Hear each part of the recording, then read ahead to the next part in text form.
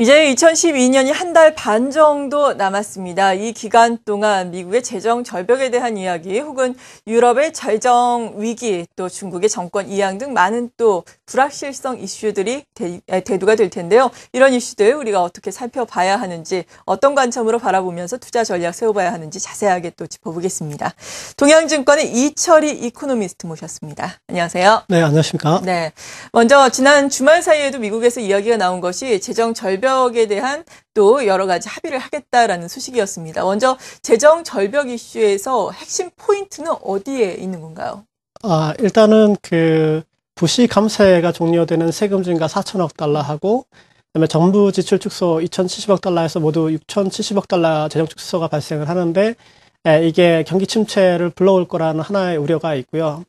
반대로 재정 절벽이 발생하게 되면 향후 10년 동안 6.7조의 정부 적자가 줄어들게 됩니다. 그래서 네. 정부 부채가 안정화되면서 미국의 신뢰도가 높아지게 되는데 반대로 경기 침체를 우려해서 모든 조치를 연장하게 되면 부채가 계속 늘어나는 부채산이라는 최악의 시나리오에 직면하게 됩니다. 앞에서 저희는 시장이 예상하고 있는 6,070억 달러의 재정적자 축소가 너무 과장되어 있는 것이고 좀 완화될 필요가 있다고 판단을 하고 있습니다. 좀 이따 말씀드리겠습니다. 예. 네. 그렇다면은, 최근에 여기에 대한 우려로 인해서 주가도 좀 하락을 했는데 그 원인에 대해서는 어떻게 보시나요? 그러니까 재정절벽의 경기 침체를 우려한다기보다는 재정절벽 이내에 부자 증세 내에 자본이득세 인상이 포함되어 있습니다. 네. 현행 자본이득세가 15%인데 이게 25%로 10%포인트 정도 인상될 가능성이 있습니다. 부시 감세 종료로 5%가 인상이 되고 그다음에 오바마 케어로 3.8% 증세가 예상이 되고요.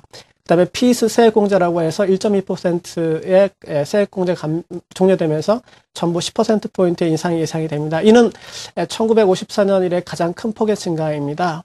근데 과거 87년에도 이와 같은 경험이 있었습니다.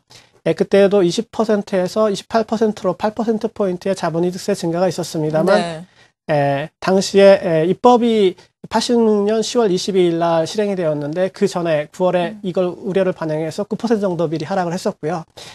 실제 법안이 통과된 다음에는 이전 고점을 회복하고 12월에 마지막 차익 실현을 하는 매물 때문에 2.8% 하락을 했었습니다. 그러나 다음해에는 바로 1월에 13.2%나 급등하면서 원래 모습을 다 회복하는 형태의 회복을 보였습니다. 그래서 최근에 이 차익 실현 매물 때문에 그동안 주가 상승이 컸고 대형주 위주인 애플 등의 주가 하락이 좀 두드러진 모습입니다. 네. 자본이득세 인상이라는 것이 부유층 증세와도 연관이 있는 건가요? 비슷한 이야기인가요? 예, 그 내용에 포함된 하나의 항목입니다. 예. 그렇다면 이 부유층에 대한 증세라는 것이 상당히 관건이 되고 있는데요. 앞으로 어떤 합의점을 이 부분에서 도출할 수 있을까요? 저희가 생각하기에는 25만 달러 부자 증세는 오바마는 포기를 하지 않을 것 같고요. 공화당도 올해는 증세를 반대하는 원칙을 고수하기 때문에 연내 대타협은 어려울 것 같습니다. 그러나 일단 부시 감세 종료가 된 다음에 대부분의 세목에 대해서 증세가 완료된 이후에는 나머지 부분에 대해서는 민주당과 공화당이 감세 조치에 합의를 하고 있기 때문에 그 부분에 대해서 내년 연초에 합의할 가능성이 높다고 보고 있습니다.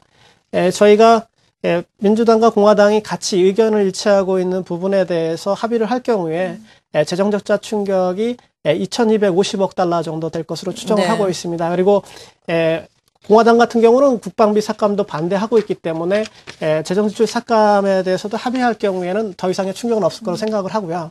합의가 절반 규모 정도로 이루어질 경우에는 많으면 한 2,800억 달러 정도의 충격이 있을 거로 생각을 하고 있습니다. 그러나 이러한 충격은 이미 지난해 2012년도 회계연도 작년 10월부터 올해 9월까지 2천억 달러 정도의 재정적자 축소가 있었습니다. 이거보다 한 800억 달러 정도 더 많으면 그 정도에 지나지 않기 때문에 추가적 충격은 아주 제한적일 거라고 생각을 하고 있습니다.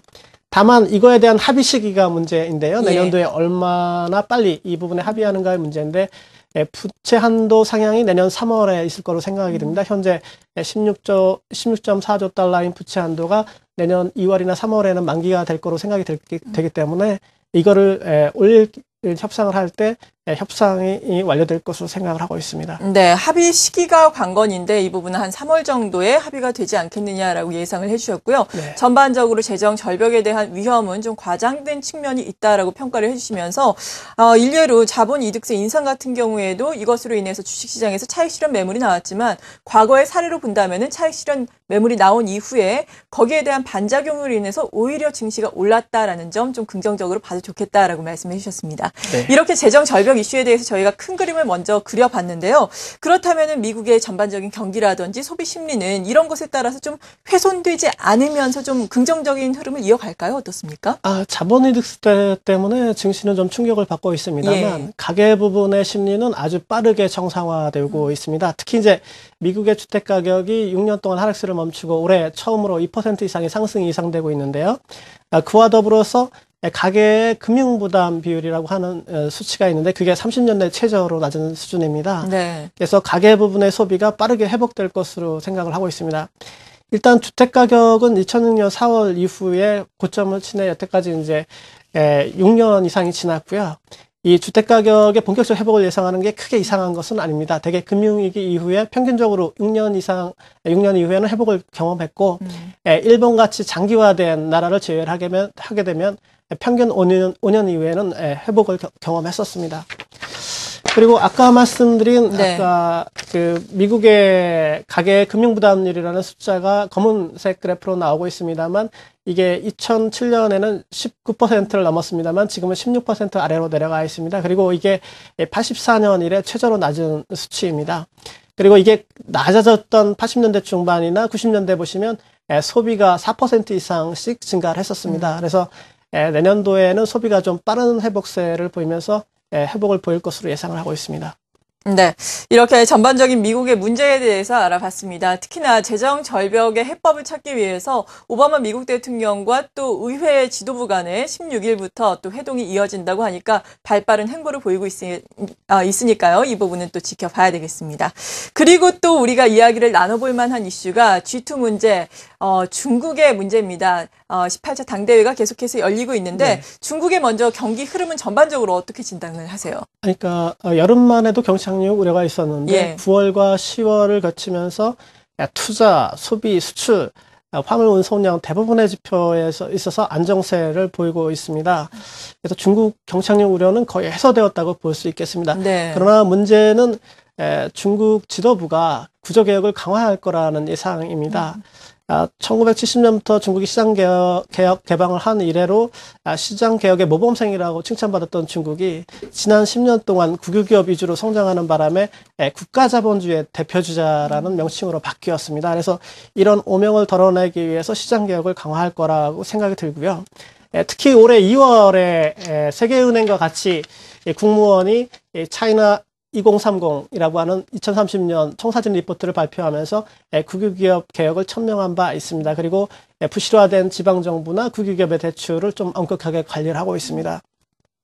저희가 이 중국의 국유기업 개혁에 대해서 주목하는 이유는 90년대 중반에 중국이 현재와 비슷한 그 부동산 버블과 과잉투자 우려가 있었을 때 2001년 WTO에 가입하기 위해서 한 6년 동안 구조조정을 강화한 바가 있습니다.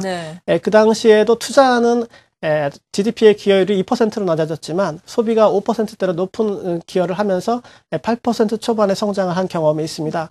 근본에도 지난 10년 동안 투자가 계속해서 소비보다 위에 서서 성장에 기여를 해왔지만 올해 들어서 처음으로 소비가 투자보다 앞서서 성장에 기여를 하고 있는 모습이고 투자가 현재 3% 중반대에 기여를 하고 있습니다만 저희는 구조조정이 진행된다면 기여도가 조금 더 낮아질 거로 생각을 하고 있습니다. 그래서 올해 7.7%, 내년에 7.7% 성장을 전망하고 있습니다. 네, 지금까지 이렇게 G2 문제, 미국과 중국의 경기 문제까지 알아봤는데 전반적으로 살펴보자면은 그래도 성장 회복세는 계속해서 이어질 것이다라는 긍정적으로 우리가 또 결론을 내릴 수가 있을 것 같습니다.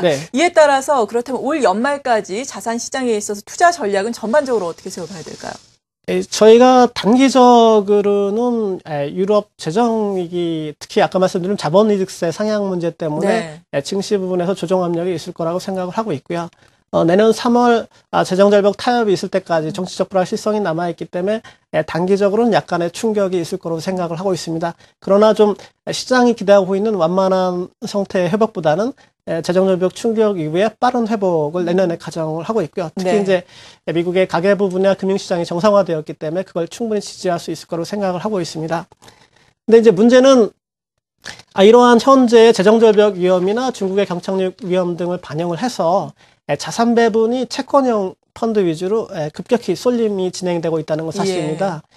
미국형 펀드 흐름을 보면 지난 2007년 이후에 5년 동안 채권형 펀드로는 1조 달러 이상이 들어왔고 반면에 주식형으로는 2,500억 달러 이상이 계속 빠져나가고 있습니다. 그런데 이러한 흐름은 재정절벽 위험이 있는 연말까지는 좀 지속이 될 것 같고요.